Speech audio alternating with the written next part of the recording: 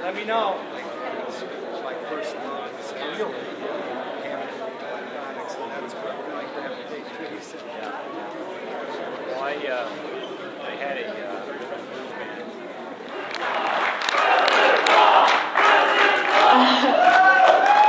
and we just think here in New Gloucester that this is a great day to be a Republican in New Gloucester.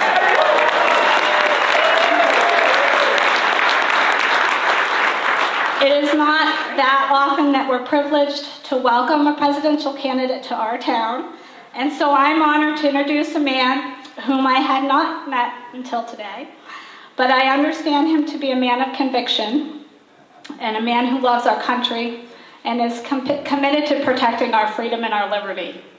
And so please help me to give a warm New Gloucester welcome to Congressman Dr. Ron Paul.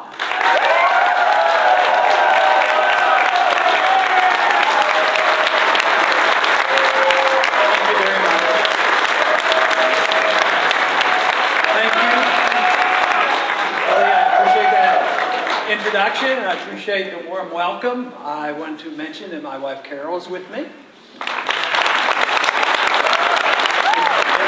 4 of our grandchildren, 4 out of many grandchildren. But it is a delight to be in Maine. People keep asking me, why do you keep coming back to Maine? I said, well, they're very friendly, and they're friendly to the cause of liberty. That's good enough reason to come back. So I've always been encouraged when I came up as a candidate or not as a candidate, the reception has always been good. And that is what I like, because the interests that I've had over the years have interested so many citizens here. So basically, if I had to narrow it down to one word, what I'm interested in is liberty. That is my cause. Of course, that was the cause of the founders of this country, and that was supposed to be the result of the revolution, which it was. Our revolution is essentially the only revolution in history where the people ended up with more freedom than they had before the revolution. You see revolutions going around in the world all the time, and people end up a lot of times with less freedom.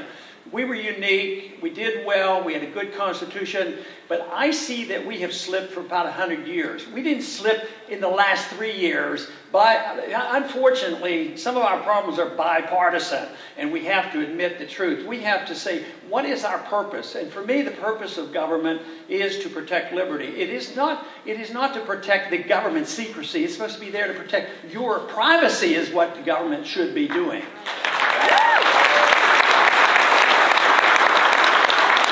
If we recognize the fact that our liberty comes to us in a natural way, in a God-given way, we get our life and our liberty, we should then be able to keep the fruits of our labor. That's what we should be able to do. But in a free society, we have to emphasize the importance of property. Property is really the essence of freedom, because it is the understanding that it is our life and our liberty, and we ought to be able to keep our property. Today, we generally have ownership of our property, but the regulators tell us what we can do with our property, and they charge us rent in the form of taxation. So I think that government has not been protecting our rights as well. If we have a free society and protect property rights, you protect contract rights, you protect economic contracts as well as social contracts. You protect economic liberty as well as social liberty. But the Constitution was there to restrain government. That is what it was written for. It's to restrain the federal government. But it did have a few things that it was supposed to do well, and they have not done well at all. One, it was supposed to provide for a strong national defense.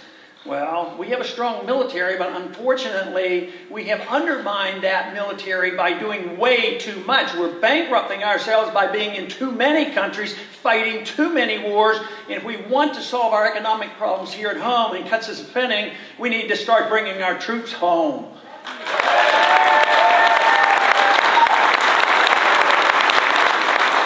But the government spends the money now, and I propose in the first year that we should have a lot less spending, so I want us to cut $1 trillion out of the spending.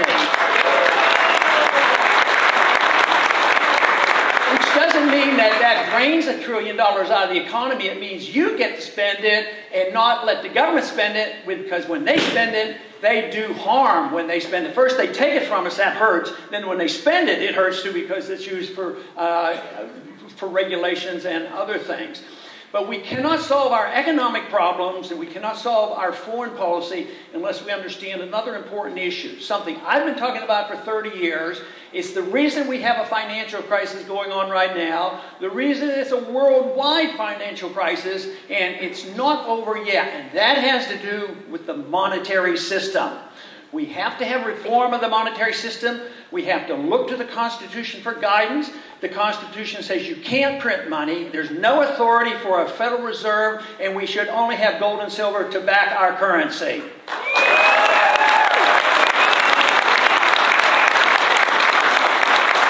If we do that, we endorse the principles of liberty. Liberty is the essence of how people can take care of oneself. We have lost our confidence because we have too often over the last decades resorted to government. Government's supposed to take care of us from cradle to grave. Entitlements are rights. We have this obligation to be the policeman of the world. It isn't working. We're now bankrupt. But fortunately, we don't have to invent anything new. We have to just think, where were we at one time? Why don't we pick up the pieces where we left off in this understanding of liberty? Liberty is a new idea, relatively new. And yet we've had the best experiment, the largest middle class, the wealthiest society, and guess what? We don't have that anymore. Our middle class is shrinking, the wealth is gravitating to the few. At the same time, people are losing their jobs, and the people who made a lot of money when the bubble formation, they got the bailout. The middle class lost their jobs, and they're losing their houses.